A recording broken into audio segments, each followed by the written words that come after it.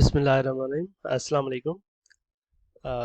Welcome to this new series on basic mathematics.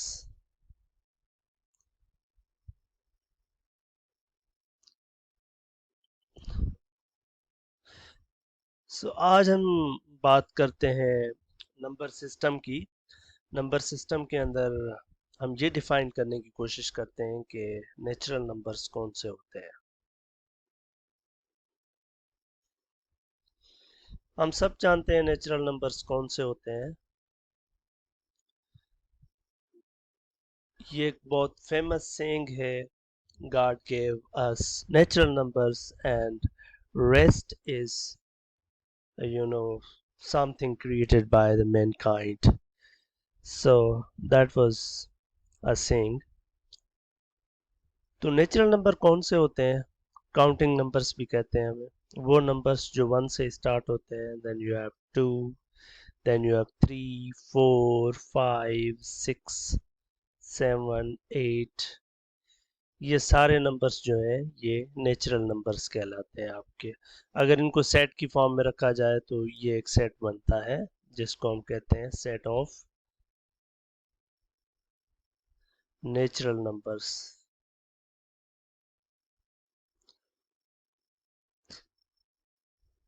लेकिन हमें पता है कि ये जो सेट ऑफ नेचुरल नंबर्स है ये काफ़ी नहीं है मैथमेटिक्स करने के लिए।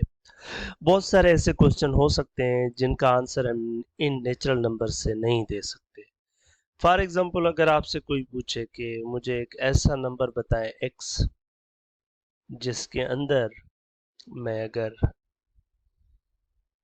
1 ऐड करूं तो वो नंबर वापस 1 आ जाए, तो क्या ऐसा कोई नेचुरल नंबर है?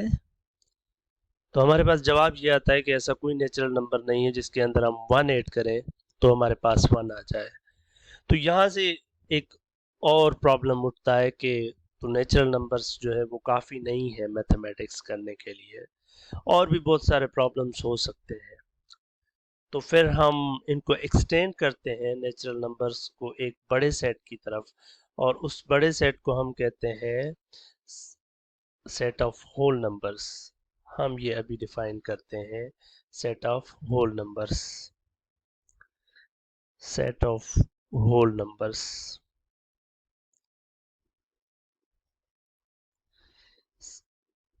सेट ऑफ होल नंबर्स कौन से होते हैं? जिनके अंदर हम ज़ीरो ऐड कर लेते हैं, 0, 1, 2। बस हम नेचुरल नंबर के अंदर ज़ीरो की एडिशन कर लेते हैं, एक्सटेंशन कर लेते हैं, तो हमारे पास जो है एक नया सेट आता है जिसको हम कहते हैं सेट ऑफ होल नंबर्स।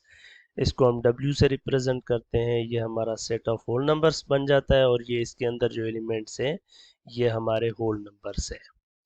तो अब हमारे पास वो जो पहले सवाल था कि भाई ऐसा कोई x है जिसके अंदर हम 1 ऐड करें तो वो 1 आ जाए, तो इसका जवाब ऐसा x हमारे पास कोई नेचुरल नंबर नहीं था, लेकिन हमारे पास होल नंबर है, हम यहाँ पर 0 रख सकते हैं, तो अब इसका जवाब पॉसिबल है। इस तरह के और भी बहुत सारे प्रॉब्लम्स हो सकते हैं। तो अब सवाल ये है अगला कि क्या ये काफ़ी है होल नंबर? तो क्या होल नंबर्स काफ़ी है मैथमेटिक्स करने के लिए? The answer is no. अब फॉर एग्जांपल हमसे कोई पूछता है कि भाई जो है वो क्या ऐसा नंबर बताएं, क्या आप हमें ऐसा नंबर बताएं जिसको हम 2 के अंदर ऐड करें तो वो हमें लेट्स से 0 दे दे। तो इसका जवाब ये है कि ऐसा कोई नंबर हमारे पास होल नंबर्स में मौजूद नहीं है। तो फिर हम क्या करते हैं, फिर हम इन नंबर्स को, होल नंबर्स को एक्सटेंड करते हैं, एक और सेट बनाते हैं। उस सेट को क्या कहते हैं? आप सबको पता है कि हम एक नया सेट बनाते हैं और उसको हम कहते हैं सेट ऑफ इंटीजर्स या इंटीजर नंबर्स। अब ये इंटीजर्स कौन से होते हैं? इसके अंदर हम होल नंबर सारे के सारे रखेंगे जो भी हैं आपके पास। फिर हम क्या करेंगे, ये जो नेचुरल नंबर्स हैं इन्हीं के नेगेटिव्स भी रख लेंगे इस सेट के अंदर, -2, -3। अब ये सारे नंबर्स जो हैं ये इंटीजर्स हैं और ये सेट है इंटीजर नंबर्स का। इसके अलावा एक और चीज़ ये है कि अब हम देख सकते हैं कि हमारे पास जो है वो इस क्वेश्चन का आंसर आ चुका है। ये जो अभी हमने पोज किया था क्वेश्चन कि भाई क्या कोई ऐसा नंबर है जिसको हम 2 के अंदर ऐड करें तो वो 0 आ जाएगा। Answer is yes, -2। अब इसके अंदर अगर -2 आप ऐड करते हैं तो ये आपको 0 दे देता है। तो इसका मतलब है कि हमारे पास जो है फिर जो पहले हमारे पास सेट था नेचुरल नंबर्स, फिर उसको हमने एक्सटेंड किया होल नंबर्स पर, फिर होल नंबर को एक्सटेंड किया है हमने सेट ऑफ इंटीजर्स पर, और फिर हम इस तरह से आगे चलते हैं। तो अगला क्वेश्चन ये है कि क्या इंटीजर्स काफ़ी हैं? The answer will definitely be no. लेकिन ये है कि क्यों no? The question is, for example हमारे पास ये क्वेश्चन आ जाता है कि कोई ऐसा नंबर बताएं जिसको हम 2 से मल्टीप्लाई करें तो आंसर 1 आ जाए। कोई ऐसा नंबर बताएं x जिसको 2 से मल्टीप्लाई करें तो 1 आ जाए। तो ऐसा कोई इंटीजर नहीं है हमारे पास इस वक्त तक। अगर सिर्फ इंटीजर्स को रखते हैं, इसके लिए हमारे पास कोई और नंबर होना चाहिए, तो इसलिए फिर हम इन नंबर्स को भी एक्सटेंड करते हैं एक अगले सेट की तरफ, और इस तरह हमारे पास एक अगला सेट आता है। लेकिन उससे पहले हम जो है ये बता दें, मैं आपको ये बताता चलूं कि ये जो सेट ऑफ इंटीजर्स है इसको आप नंबर लाइन पर भी शो कर सकते हैं। सेंटर में 0, इस तरफ 1 2, इस साइड 3, ये यूं चलता रहेगा, और इस साइड -1 -2 -3।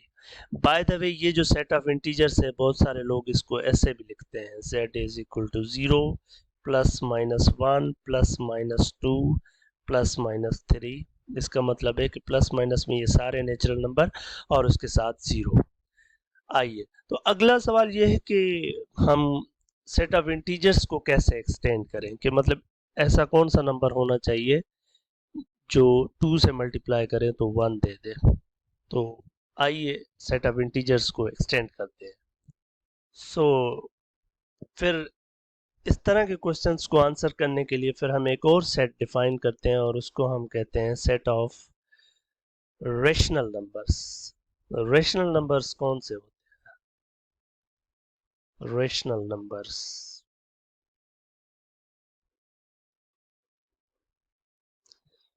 रेशनल नंबर्स कौन से होते हैं? रेशनल नंबर्स को अगर हम इनफॉर्मली रफली बताएं तो ये कुछ भी नहीं होते हैं, ये रेशोज होते हैं, रेशोज ऑफ इंटीजर्स। यानी कि हमारे पास बहुत सारे इंटीजर्स हैं ना, 0 से लेकर 1 2 3 इस साइड, और इस साइड -1 -2 -3, इस तरह से बहुत सारे नंबर्स हैं। तो इनके सारे पॉसिबल रेशोज लेंगे हम p/q की फॉर्म के, और q को हम 0 नहीं होने देंगे बाकी सारे नंबर्स। मिसाल के तौर पर आप 1/2 ले सकते हैं, 3/4 ले सकते हैं, यहाँ से कोई भी दो नंबर उठाएं, फॉर एग्जांपल -3 उठाएं, उसको यहाँ से कोई नंबर उठाएं, लेट से 7 उठाएं, -9 उठाएं, 11 उठाएं, इस तरह से जितने पॉसिबल रेशोज बन सकते हैं वो सारे जो सेट बनाएंगे या वो सारे जो नंबर्स बनेंगे उन नंबर्स को हम कहते हैं सेट रेशनल नंबर्स। तो इनको जो हम फॉर्मल डेफिनेशन किस तरह से देते हैं, तो फॉर्मल डेफिनेशन ये देते हैं रेशनल नंबर्स की कि एक सेट होता है हमारे पास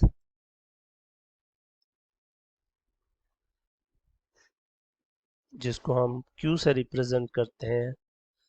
हम इसके अंदर वो सारे नंबर्स रखते हैं x such that x is in the form of p/q, जहां पर हमारे पास p और q दोनों इंटीजर्स हैं, और q जो है वो 0 नहीं हो सकता। इसका मतलब है कि आप सारे के सारे रेशोज जितने बना सकते हैं इंटीजर्स के बनाएं, लेकिन q को 0 नहीं होने देना। तो इस तरह से जितने भी नंबर्स बनेंगे वो सारे के सारे आपके रेशनल नंबर्स होंगे। तो ये 1/2 भी एक रेशो है ना, तो ये भी एक रेशनल नंबर है। तो अभी थोड़ी देर पहले जो हमने एक क्वेश्चन किया हुआ था कि भाई ऐसा कोई नंबर बताएं जिसको हम 2 के साथ मल्टीप्लाई करें तो 1 आ जाए, तो अब हम 1/2 रख सकते हैं। तो अब इस तरह का सवाल जो है, फिर ये सवाल जो है सॉल्व हो जाएगा रेशनल नंबर्स के हिसाब से। तो अभी तक जो बात आई है तो रेशनल नंबर्स तक हम आ चुके हैं ना जी। तो रेशनल नंबर्स का मतलब है कि रेशोज ऑफ इंटीजर्स जहां पर q आपका 0 नहीं हो सकता, मतलब डिनोमिनेटर 0 नहीं हो सकता। तो बहुत सारे रेशोज पॉसिबल हैं। जितने इंटीजर्स हैं, इन्फिनेटली मैनी इंटीजर्स हैं, तो आप बहुत सारे रेशोज बना सकते हैं इंटीजर्स के। 1/2 हो गया, 3/2 हो गया, 4/7 हो गया, -9/11 हो गया, भला भला। आप बहुत सारे ऐसे रेशोज बना सकते हैं, और ये सारे के सारे जो भी इस तरह की फॉर्म में आएंगे इंटीजर्स के रेशोज होंगे, वो सारे जो है आपके रेशनल नंबर्स होंगे। अब सवाल ये है कि जब हम देख रहे थे थोड़ी देर पहले हमारे पास नेचुरल नंबर थे, तो जब हमने अगला सेट बनाया होल नंबर्स, ये 1 2 3 ये थे, तो ये ऐसे हो गया। फिर हमने इंटीजर्स बनाए, 0 1 2 3, -1 -2 -3। तो देखें अगर आप, तो ये नेचुरल नंबर सारे के सारे होल में पड़े हुए हैं, फिर सारे के सारे होल यहाँ इंटीजर्स में पड़े हुए हैं। अब सवाल ये है कि क्या सारे are all integers in rationals? अब सवाल ये है कि क्या ये सारे के सारे इंटीजर जो हैं ये रेशनल्स के अंदर भी हैं? तो जवाब ये है कि जी बिल्कुल है। कैसे?